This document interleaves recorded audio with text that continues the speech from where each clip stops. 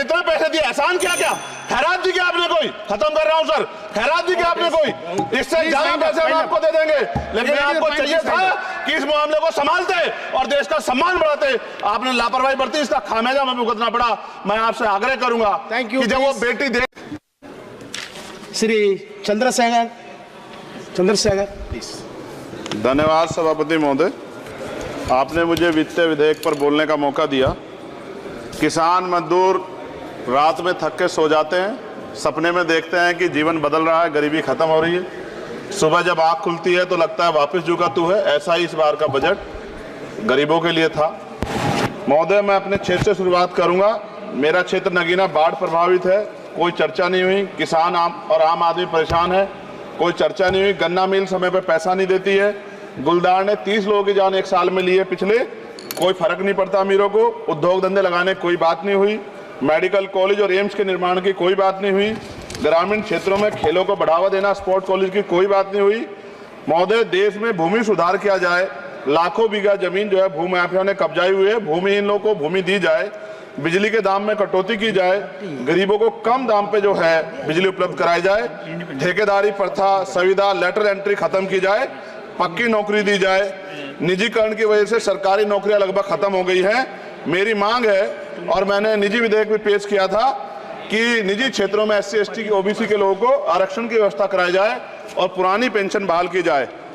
लोगों के पास एक तरफ सरकारी योजना चलाकर प्रधानमंत्री आवास योजना जो है उसके नाम पर मकान दिए जाने की बात होती है, वहीं दूसरी तरफ लखनऊ के अकबर नगर को तोड़ दिया जाता है।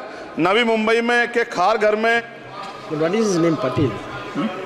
Patil is not Shankar. No, this is the caste. की जा This is Kashmir, Chandrasekhar. No, this Patil. Mike नहीं है सर, This one, बंद कर रहे हो sir? independent. This is independent. आ गया। धन्यवाद। हमारे लोग सर आर्थिक रूप से बड़े कमजोर हैं और 2 अप्रैल 2018 के मुकदमों के लिए कई बार सरकार से बात हुई, वापस नहीं हुई। उनको वापस करा जाए। भीमा को वकीलों को बहुत पैसे लगते हैं सर। भीमा कोरे गांव में 3000 लोगों पे मुकदमे हुए थे महाराष्ट्र में, वो वापस नहीं हुए। पुणे में दीक्षा भूमि जो हमारा गौरव है, उसका वहाँ पार्किंग बना के उसको अपमानित किया जा रहा है, इसको बंद करा जाए। पेट्रोल पंप के जो डीलर्स मार्जिन है वो 2017 से नहीं बढ़ा सर, इसका असर ग्राहकों पे पड़ता है। इसका असर जो है पेट्रोल पंप के नेटवर्क सुचारू रूप से चलाने पे पड़ता है। डीजल मार्जिन की बढ़ोतरी ना होने से हजारों कर्मचारी, लाखों कर्मचारी जो वहाँ काम करते हैं उनके जीवन पर असर पड़ रहा है। सहारा का में 10 करोड़ जमाकर्ता का लाखों करोड़ों रुपए जमा है। कंपनी बंद हो जाने के कारण 10 लाख से ज्यादा एजेंट बेरोजगार हो रहे हैं, नौकरी कहीं है नहीं। भुगतान ना होने के कारण जमाकर्ताओं के द्वारा एजेंट पर जबरदस्ती भुगतान कराने का दबाव बनाया जा रहा है, जिसके कारण 5000 से ज्यादा एजेंटों ने आत्महत्या कर ली है। सभापति महोदय, उत्तर प्रदेश देश का सबसे बड़ा सूबा है, उसको इस बजट में कुछ नहीं मिला और बहुत सारे मेंबर, 80 के लगभग हम मेंबर जो है उत्तर प्रदेश जीत के आए, ना के बराबर मिला। यूपी में 25 करोड़ से ज्यादा आबादी है उत्तर प्रदेश के अंदर, 5 किलो राशन सरकार दे रही है, लेकिन जीवन जीने के लिए काफी नहीं है। और भी बुनियादी सुविधाओं की जरूरत पड़ती है। अगर इज्जत की जिंदगी चाहिए, उसके लिए सरकार के पास कोई उपाय नहीं है। यूपी जब एक बड़ा राज्य है, लेकिन यूपी में भाजपा सरकार की विकास गति बहुत धीमी है। हमारी सरकार से, केंद्र की सरकार से मांग है, हमें यूपी की सरकार की चिंता नहीं है, लेकिन यूपी की जनता की चिंता है। मैं मांग करता हूं कि यूपी को 4 भागों में विभाजित किया जाए।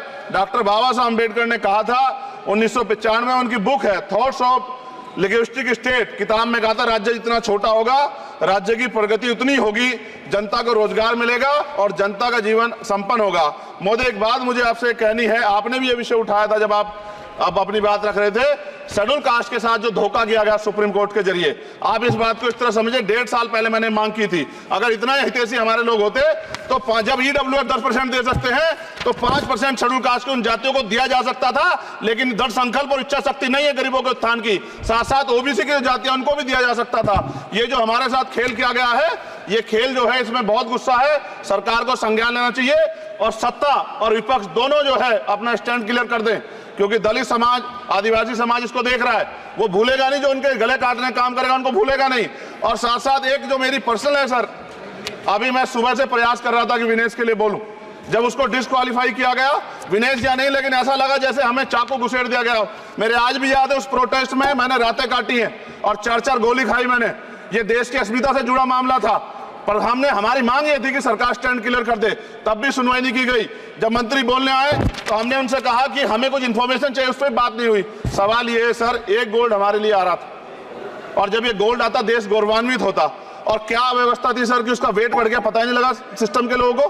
क्या बेवकूफी की गई है, ये सोचने का विषय है सर।